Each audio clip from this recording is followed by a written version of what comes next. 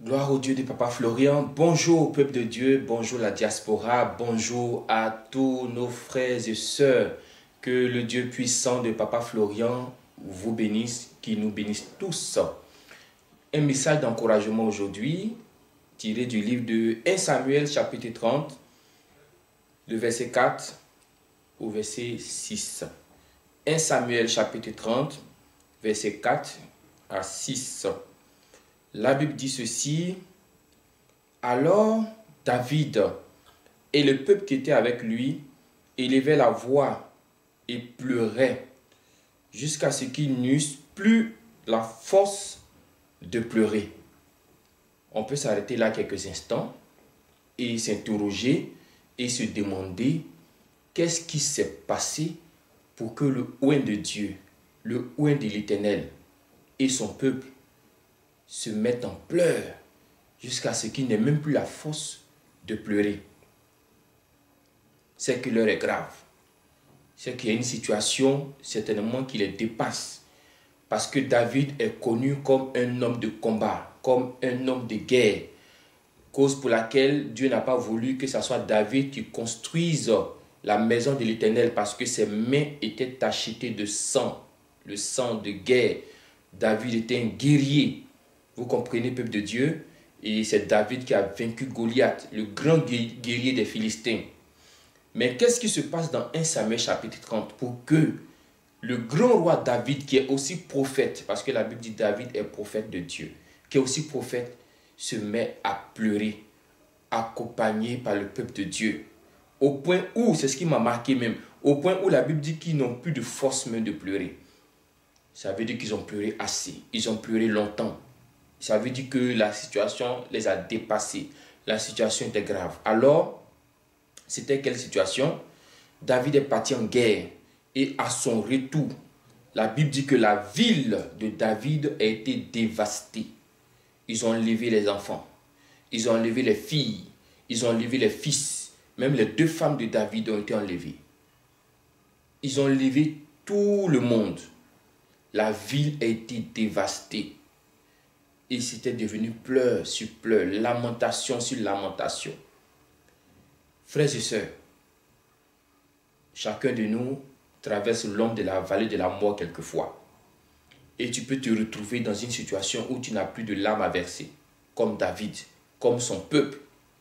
Ils ont pleuré. Ils ont pleuré énormément. Ils ont pleuré beaucoup ce jour-là. Quelle est la situation qui te met en pleurs? Quelle est la situation qui t'abat? Quelle est la situation qui te met dans l'amertume?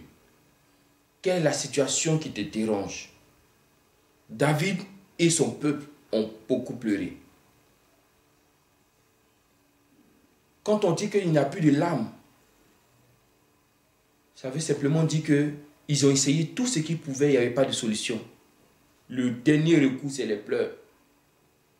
Le dernier recours, c'est les pleurs. Où sont passées nos filles? Où sont passés nos fils? Où sont passées nos épouses?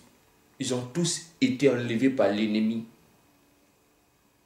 Mais je voudrais dire à quelqu'un qui me suit, à quelqu'un qui m'écoute, que malgré la situation, malgré le problème, il y a toujours espoir pour toi. Regardez ce que David va faire.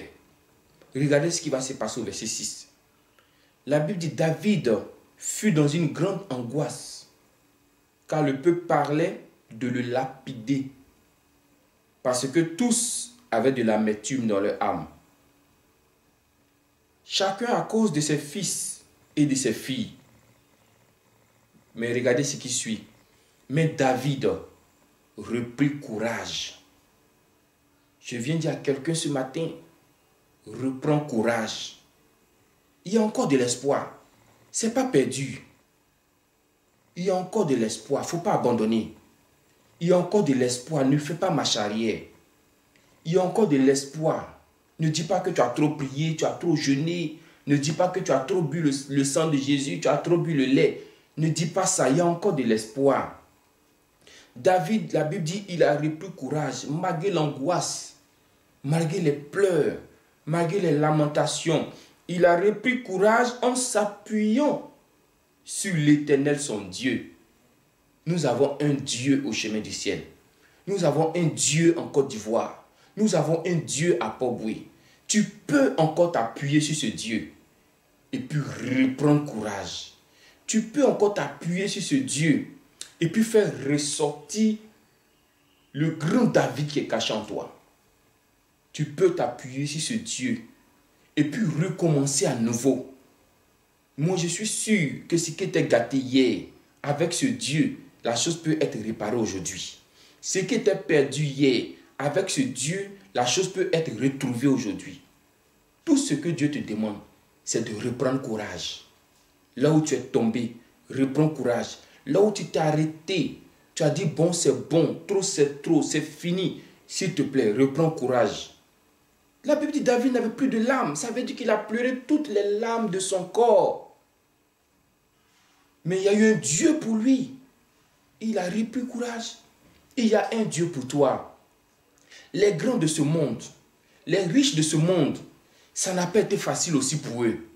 Mais à cause du courage, regardez le niveau qu'ils ont. Mais si vous les demandez, ils vont vous dire qu'ils ont été persécutés. Ils vont vous dire que par moments c'était des échecs. Ils vont dire qu'ils ont repris la même chose à plusieurs fois pour que ça marche aujourd'hui. Ils vont vous dire qu'on les avait rejetés. Ils vont vous dire que leur projet, là, on avait annulé leur projet. Ils vont vous dire que eux, là, on les avait dit que mon frère, va te chercher ailleurs. Mais aujourd'hui, regarde leur niveau. Aujourd'hui, après leur combat, après les épreuves, regarde leur position. Reprends courage, s'il te plaît. Il y a encore espoir pour toi. La Bible dit David s'est appuyé sur l'Éternel, son Dieu. Appuie-toi sur les éléments encore. Et il y a espoir pour toi. Appuie-toi sur le Dieu de Papa Florian. C'est possible que dans les années passées, tu as échoué. Mais moi, je te dis, essaie de reprendre encore. Essaie encore. Tu dis non, c'est plusieurs tentatives manquées. Essaie de reprendre encore. Tu dis non, bon, on avait même mis de... Essaie de reprendre encore. Quand je suis tombé sur ce test, j'ai dit waouh, si ces choses peuvent arriver à l'homme selon le cœur de Dieu, parce qu'il est dit de David qu'il est l'homme selon le cœur de Dieu, hein? Mais regardez la situation dans laquelle il se trouve dans ce verset. Mais Dieu l'a sorti de cette situation. Dieu l'a retiré de ce problème. Dieu peut te retirer aussi de ce problème. Dieu peut te retirer de ce conflit. Dieu peut laver ton nom, il peut laver ton image. L'image qui a été salie, Dieu peut laver. David a repris courage. Je me rappelle de ce verset que Papa Florian a donné. Lève-toi, sois éclairé, car ta lumière arrive. J'ai compris que ce n'est pas la lumière qui vient te lever, mais il faut que d'abord toi-même, tu trouves des raisons de te lever. La lumière qui arrive, c'est un espoir. La lumière qui arrive, c'est un bonheur. Mais si tu ne te lèves pas maintenant, si tu ne te lèves pas maintenant, si tu ne sors pas de la lassitude, si tu ne sors pas de la paresse, si tu ne sors pas, comment la lumière va venir vers toi? La lumière arrive, mais il faut que tu te lèves d'abord. Il faut que tu prennes courage d'abord. Et c'est dit ici, il a repris courage. Et l'Éternel s'est souvenu de lui. Mais quand vous allez poursuivre le test, vous allez voir ce que Dieu a fait aux ennemis de David. Parce que quand Dieu décide de se lever pour toi, ce n'est pas bon pour tes ennemis. Et toi, tout ce que tu as perdu, Dieu est capable de multiplier cela comme il a fait pour Job. Il est capable de multiplier cela comme il a fait pour Abraham. Il est capable de multiplier pour toi comme il a fait pour Joseph. Que l'Éternel te donne un bon courage. Que l'Éternel te donne la force. À toi qui t'es fatigué, à toi qui voulais abandonner, toi qui es sur le point de laisser tomber, Dieu vient par ma voix te demander une fois de plus encore, essaie. Une fois de plus, essaie. Ça peut être la bonne occasion. Ça peut être le bon moment. Ça peut être le moment idéal.